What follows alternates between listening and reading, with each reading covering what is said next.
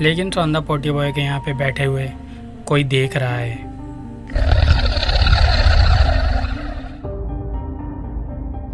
ये मॉन्स्टर सौंदा पोटी बॉय की मिठाई की खुशबू सूंघ लेता है और इसे इंसान भी मिल गया।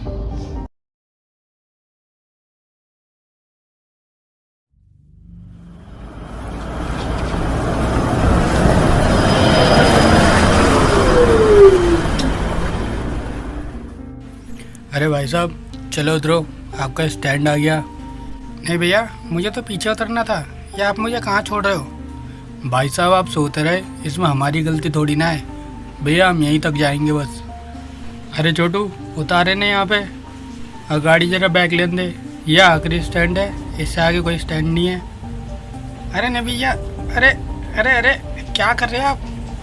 बस थोड़ा और आगे तक छोड़ दो भैया, यहाँ मैं क्या करूँगा? ये पूरा सुनसान एरिया है ये तो। अरे भैया सुनो तो, सुनो मेरी बात भैया, थोड़ा और आगे तक छोड़ दो बस बस भैया।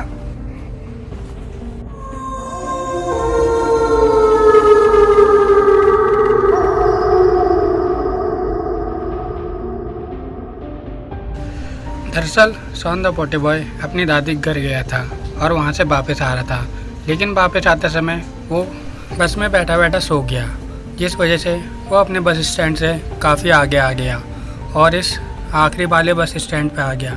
इसके आगे कुछ भी नहीं है, दूर दूर तक एकदम सुनसान पड़ा है। और सौंदा पोटी बॉय के पास कुछ सामान है और साथ ही साथ एक मिठाई का डब्बा है।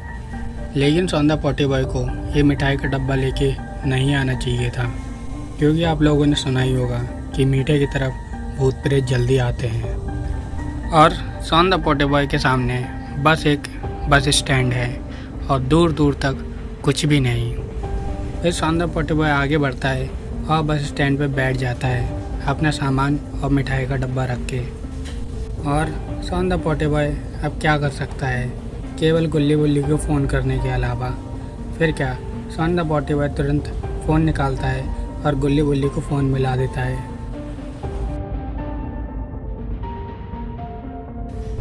अरे भाई गुल्ली, देख यार, इस बस वाले ने मुझे कहाँ पे छोड़ दिया। पता नहीं कौन सा सुनसान बस स्टैंड है और यहाँ दूर दूर तक कुछ भी नहीं है।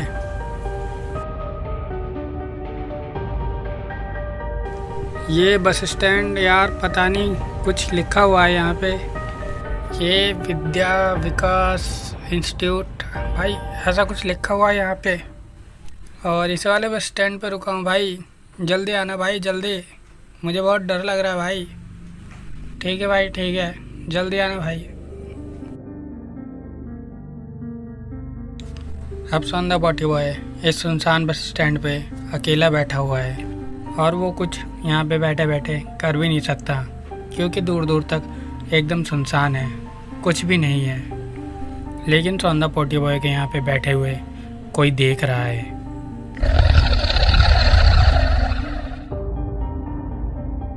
ये मॉन्स्टर सौंदा पोटी बॉय की मिठाई की खुशबू सूंघ लेता है और इसे इंसान भी मिल गया, जिसके खून से ये कई सालों तक अमर हो सकता है। फिर इस मॉन्स्टर के दिमाग में एक आइडिया आता है और ये अपना रूप बदल लेता है।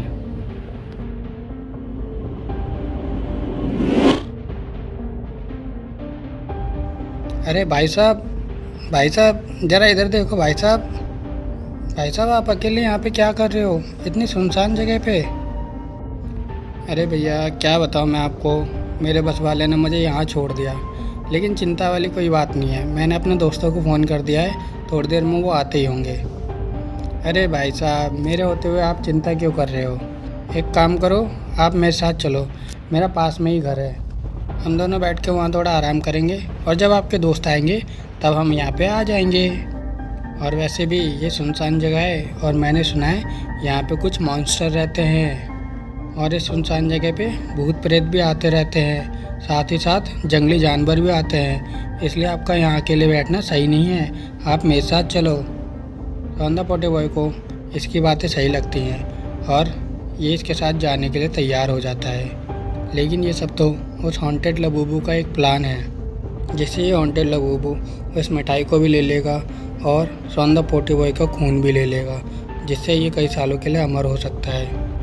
अब सौंदा बॉडी बॉय इस आदमी के साथ उस घर की तरफ जा रहा है, लेकिन ये शैतानी लबूबू अपनी जादुई शक्ति से उस मिठाई को भी अपने पीछे पीछे लेके जा रहा है।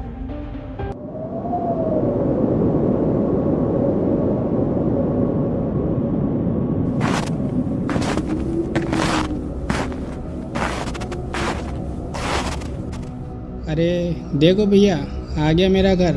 वो देखो सामने। ये है आपका घर? आप इसके अंदर रहते हो?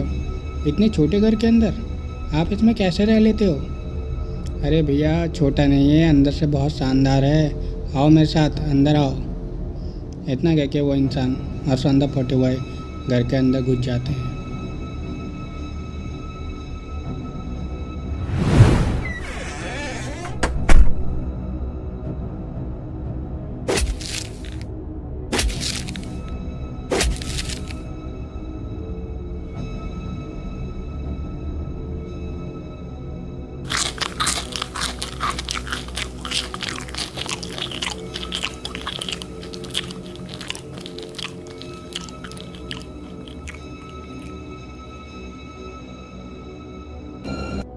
तो ये खाने वाली आवाज़ किसकी थी? क्या उस लबूबू ने सौंदा पॉटी बॉय को खा लिया है?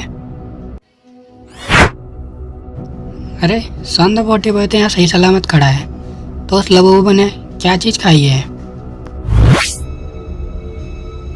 ओह अच्छा, तो इस लबूबू ने ये मिठाई खाई है और ये इस मिठाई को खाने की आवाज़ थी।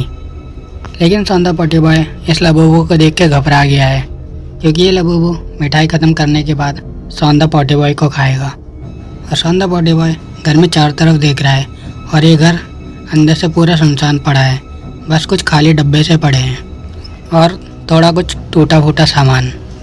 और अब सौंदा पॉटी बॉय समझ गया है कि ये बहुत खतरनाक लबूबू है और यहाँ पे रुकना अब सही नहीं है। फिर वो अपना दिमाग चलाता है और सोचता है क्यों ना चुपके से यहाँ से बाहर निकल के भाग जाऊँ, ताकि इस लबूबू से बच जाऊं। और हो सकता है रास्ते में गुल्ली बुल्ली मिल जाए, क्योंकि मैंने तो उन्हें फ़ोन कर दिया था।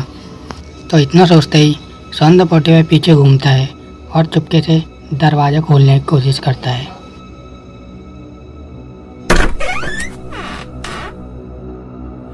अरे कहाँ चल गई? अपना गिफ्ट तो ले जाओ। फिर सौंदा पॉटी बॉय पीछे घूमता है और लबूबू से बोलता है, देखो ये तलवार दिखा के तुम मुझे बिल्कुल भी डराओ मत, क्योंकि तुम मुझे जानते नहीं हो सकता है तुमने बहुत सारे लोगों को पहले मारा हो, लेकिन मैं कोई आम आदमी नहीं हूँ और ना ही कोई यारा गहरा हूँ। मेरे साथ मेरे बहुत बहादुर दोस्त गुल्ली बुल्ली भी हैं, और सबसे बड़ी बात, मेरे साथ मेरे बाबा हैं, जिसकी ताकत का अंदाज़ा तुम सपने में भी नहीं लगा सकते। इसलिए तुम्हारे लिए यही बेहतर होगा कि तुम मुझे यहाँ से जाने दो, जिससे मैं तुम्हारी जान बख्श दूंगा, वरना तुम जानते नहीं हो मैं तुम्हारा क्या हाल करूंगा। ये बात सुन के उस लबूबू को गुस्सा आ जाता है।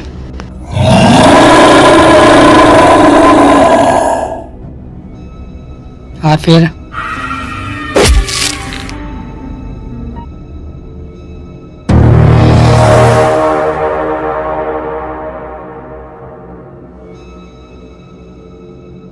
जी क्या, इस लबूबू ने तो सौंदा पॉटी बॉय की गर्दन काट दी है, लेकिन लबूबू को सौंदा पॉटी बॉय के साथ ऐसा नहीं करना चाहिए था। अब लबूबू नहीं जानता कि उसका क्या हाल होने वाला है। अरे बुल्ली, तुम्हें कोई आवाज़ आई क्या? नहीं तो क्या हुआ? अरे कुछ नहीं, मुझे लगा कि सौंदा पॉटी बॉय ने आवाज़ दी मुझे। लगता है तुम्हारे कान बज रहे हैं। कोई नहीं, देखो हम बस पहुंचने वाले हैं। वो देखो सामने बस स्टैंड है।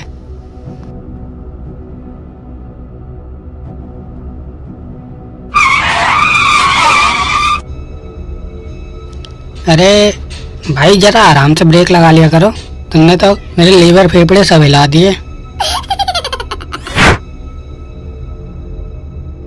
अरे गुल्ली भाई, यहाँ तो सौंदा पॉटी बॉय नहीं है, केवल उसका बैग पड़ा है। अरे गुल्ली भाई, तुम्हें क्या पता नहीं है? सौंदा पॉटी बॉय है वो। हो सकता है वो कहीं पे बैठ के पॉटी कर रहा हो या सूसू कर रहा हो, क्योंकि उससे बहुत जल्दी पॉटी लग जाती है। इस बाइक को लेके थोड़ा आगे चलो, हो सकता है सौंदा पॉटी बॉय कहीं कोने में खड़ा होगा। फिर बुल्ली बाइक को लेके थोड़ा आगे निकलता है और सौंदा पॉटी बॉय को ढूंढने लगता है।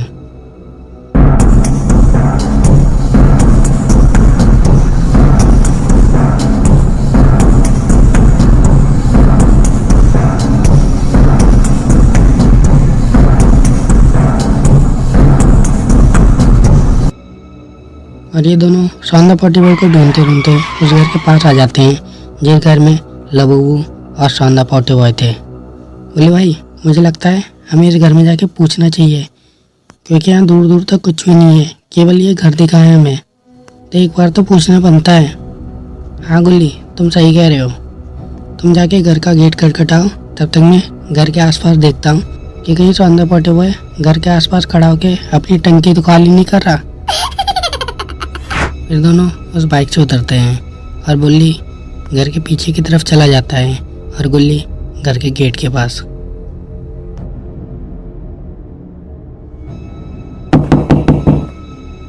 अरे भैया कोई अंदर है?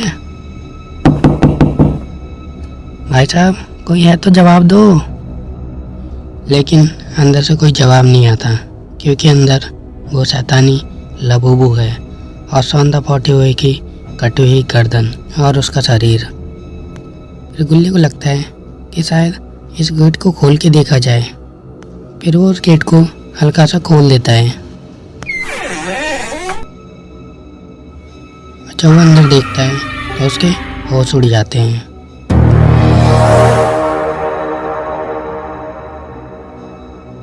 क्योंकि गुल्ली ने अंदर उस शैतानी लबूबू और सौंदा पोटी बॉय को देख लिया है और इस शैतानी लबूबू ने भी गुल्ली को देख लिया है। फिर जैसे ही गुल्ली चिल्लाने के लिए होता है कि तभी